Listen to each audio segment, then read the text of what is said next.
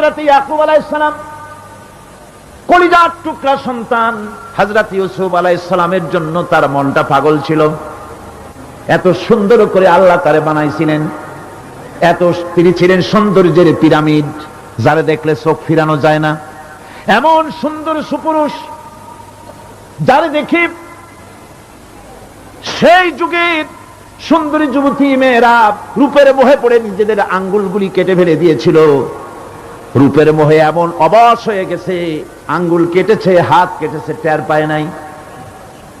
আবার ভুল বুঝবেন না, দুনিয়ার সেরা সুন্দর পুরুষ ইউসুফ আলাইহিস সালাম তা কিন্তু রাসূলের চাইতে বেশি নয়। হযরত উম্মুল মুমিনিন আয়েশা রাদিয়াল্লাহু তাআলা আনহা তিনি বলেছেন, যেই সব সুন্দরী রমণীরা ইউসুফ আলাইহিস সালামকে দেখে রূপের মোহে পড়ে নিজেদের আঙ্গুলগুলো কেটে ফেলেছিল, ওরা যদি আমার হাবিবকে দেখতো, ওরা যদি আল্লাহ রাসূলকে দেখতো, তাহলে হাত কাটতে কাটতে কোন ফাঁকে দিয়ে কলিজা কেটে ফেলে দিত, ওরা টের পেত না। আমার বন্ধুগণ, হযরত আইয়ুব আলাইহিস সালাম সন্তানের মায়া, অন্যান্য ভাইরা হিংসায় পড়ে গেল, তারা নিয়ে তাকে কুয়ায় ফেলে দিল। সেখান থেকে তারা একটা ছাগল বা কোনো পশু জবাহ করে তার রক্ত মাখাইয়া জামা এনে হাজির করে দিল। হযরত ইয়াকুব আলাইহিস সালামের সামনে যে তালে নিয়ে খেলা করতে গিয়েছিলাম, আমরা খেলায় লিপ্ত ছিলাম, বাগে খাইয়া ফেলাইছে। এগুলি কি গপ্প? এগুলি কি কোরআন? আল্লাহ পাক শোনাচ্ছেন, বিশ্ববাসীকে শোনাইছেন। সূরা ইউসুফের চাইতে এত সুন্দর উপাখ্যান গোটা পৃথিবীতে আর নাই। সুবহানাল্লাহ।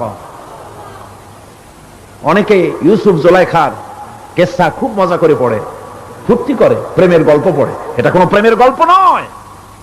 ইউসুফ আলাইহিস সালাম, জুলাইখা ইউসুফ আলাইহিস সালামের জন্য কাঁদতে কাঁদতে চোখ কানা হয়ে গেছে। এরপর ইউসুফ আলাইহিস সালাম জুলাইখারে পাওয়ার জন্য পাগল হয়ে গেছে। নাউজুবিল্লাহ, এটা হয়নি কখনো।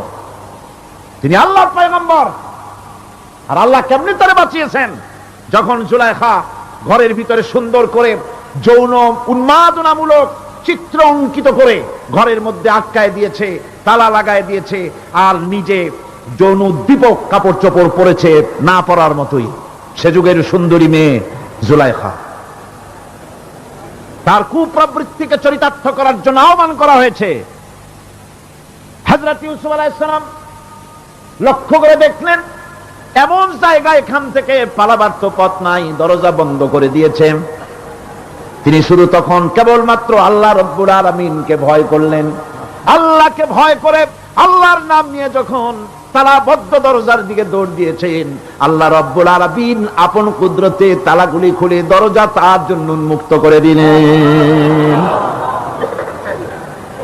ইউসুফ আলাইহিস সালামকে ফালাই দিয়ে এভাবে করে কাপড় এনে দিল তার সামনে, রক্তমাখা কাপড় পেয়ে হযরত ইয়াকুব আলাইহিস সালাম সন্তানদের মুখে কাহিনী শুনে তিনি কি বললেন? কোরআনে কারীম তা কোট করেছে। তিনি চিক দিলেন না, ফাল দিলেন না, ফিট হয়ে পড়লেন না।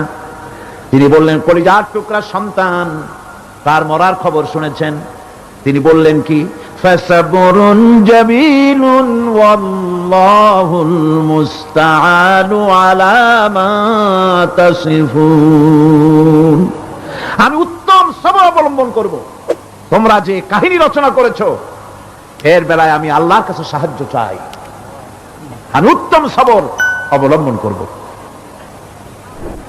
আমার ভাইয়েরা, 11 ভাই মনে করেছিল ইউসুফ আলাইহিস সালামকে মরণ কুয়ায় ফেলাই দিছি। তারা তো ঠিক পায় নাই এটা মরণ কুয়া না, এটা হচ্ছে একটা সুড়ঙ্গ, যাকে ইংরেজিতে বলে টানেল। এটা এমন একটা সুড়ঙ্গ, ওরা মনে করেছে মরণ কুয়া, কিন্তু আল্লাহ রাব্বুল আলামিন এই কুয়াতে এমন বানালেন, ওরা একদিকে ফেলাই দিল মরণ কুয়ায়, এই কুয়ার আরেক মুখ দিয়া আল্লাহ রাব্বুল আলামিন ইউসুফ আলাইহিস সালামকে নিয়ে মিশরের সিংহাসনে বসায়া দিলেন। এটা মরণ কুয়া নয়, এটা রাজ সিংহাসনে বসার সুড়ঙ্গ পথ। ইউসুফ আলাইহিস সালাম আজ প্রেসিডেন্ট। সুবহানাল্লাহ। প্রেসিডেন্ট হয়ে বসে আছেন। ওদিকে কেনানে অভাব লেগে গেছে, সেখানকার মানুষেরা সাহায্য নিতে এসেছে। ওই 11 ভাইও আসছে। হযরত ইউসুফ আলাইহিস সালাম দেখেই চিনে ফেলেছে। ওরা কিন্তু তখনও ঠিক পায় নাই। হযরত ইউসুফ আলাইহিস সালাম চিনে ফেলেছেন। এখন কি করা উচিত? সবগুলাকে ঠ্যাং উপরের দিকে উঠাইয়া তারপরে সমানে ধোলাই দেওয়াই তো স্বাভাবিক ছিল আমাদের মতো মানুষ হইলে, ঠিক কিনা? পিটাও, ঠিক তো বলবেনি, অভ্যাস তো এটাই।